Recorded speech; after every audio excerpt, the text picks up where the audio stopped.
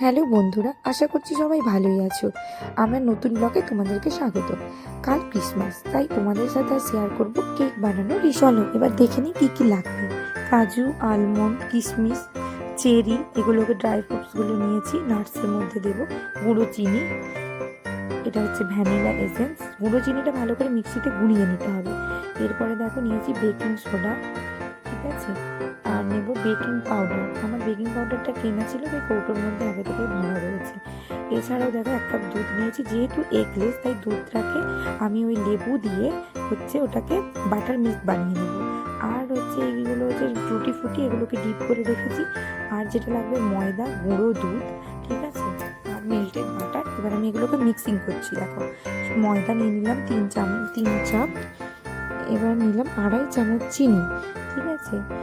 আর তোমার এর সাথে দিচ্ছি একটু লবণ দিয়েছি। এবার দিয়ে নিচ্ছি বেকিং পাউডারটা 2 চামচ দিয়ে দিলাম বেকিং পাউডার। বেকিং সোডা দেব 1/2 চামচ মতো।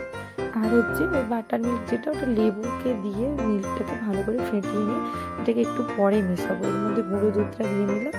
এবারে দেখো, এবং আমি এর মধ্যে দিয়ে দিচ্ছি আমার ডিপিং করা টুটি। এর মধ্যে চেরি, মোরগ বা কিশমিশ এগুলো মেশাতে পারো তোমার পছন্দ মতো, যে কোনো ড্রাই ভালো করে মিক্সিং করবো। তারপরে এর মধ্যে অ্যাড করবো নাটসগুলো আর দিলাম মেল্টেড বাটার। ইয়েলো যেটা দেখলো ওটা ছিল মেল্টেড বাটার, ঠিক আছে। এবারে এগুলোকে ভালো করে মিক্স আপ করতে হবে। এর মধ্যে একটু ভ্যানিলা এসেন্স দিয়ে দিলাম 1/2 চামচ। ফুটিগুলো দিয়েছি, ওগুলো তোমরা যে কোনো ফ্রুট জুস, মানে অরেঞ্জ জুস বা গ্রেপসের জুসের মধ্যে ডিপিং করবে 2 থেকে 3 ঘন্টা।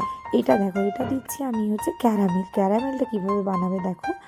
ক্যারামেলটা বানানোর জন্য কোনো প্যানকে গরম করে তার মধ্যে চিনি দিয়ে, এবারে জল দিয়ে এটাকে ভালো করে কম আঁচে ফুটিয়ে নিতে হবে। এটা আস্তে যত ফোটাবে তত ব্রাউনিশ কালার হবে, এবং বাটার মিশিয়ে নিতে। তাহলে দেখো আমি কেকটা যে প্যানটায় বসাবো ওটাকে ভালো করে বাটার ব্রাশ করে নিচ্ছি। পেপারটাকে আমি ফুলের পাপড়ির মতো ভাবে দিয়েছি, এবং এর মধ্যে ব্যাটারটা ঢেলে নিলাম। ঢেলে নিয়ে এবার একটু ওপর থেকে আমি গার্নিশিং করে দেবো। তাই ওপরটা প্লেন করে এই দেখো সব ড্রাই ফ্রুটস দিয়ে একটু করে গার্নিশিং করে নিচ্ছি। এরপরে এটাকে আমি লো ফ্লেমে বসিয়ে রাখবো 15 থেকে 20 মিনিট বসাতে হবে। ওই যে ক্যারামেলটা বানিয়েছিলাম ওটা একটু ভালো লাগার জন্য দিলাম।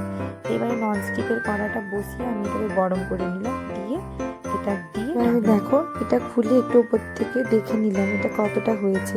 একটু বাকি আছে, তাই ঢাকনা দিয়ে দিলাম। আবার একটু উপর থেকে বাটার ব্রাশ করে নেব, ঠিক আছে।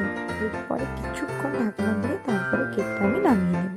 ততক্ষণ চলো দেখে নিই আমরা এবার একটা এগ দিয়ে কেকটার ব্যাটার কীভাবে বানাবো। এই দেখ ময়দা নিয়েছি, একইভাবে একটা ডিম ফাটিয়ে দিয়ে দিলাম। এর মধ্যে গুঁড়ো চিনি দিলাম, একটু লবণ দিয়ে দিলাম।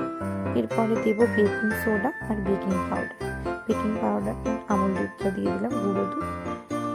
এরপরে ডিপিং করা একই রকমভাবেই করতে হবে। ফুটিগুলো দিয়ে নেব।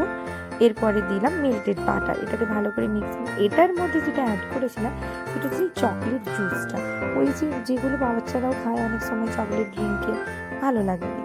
আর একটু দুধ দিলাম ব্যাটারটাকে ভালো করে স্মুথলি মাখানোর জন্য, ঠিক আছে। দেখো তারপরে ভালো করে মিক্সিং করে এর মধ্যে আমি এবার একটু ভ্যানিলা এসেন্স দিলাম, ঠিক আছে।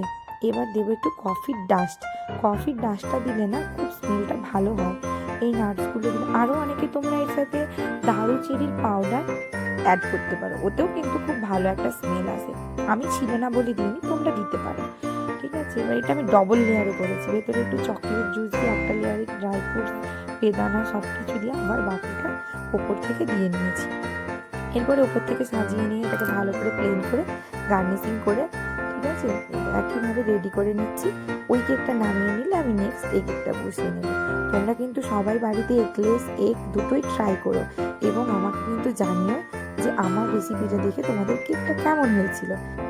এই দেখো এটা এগলেস কেক, আর এটা এগ দেওয়া।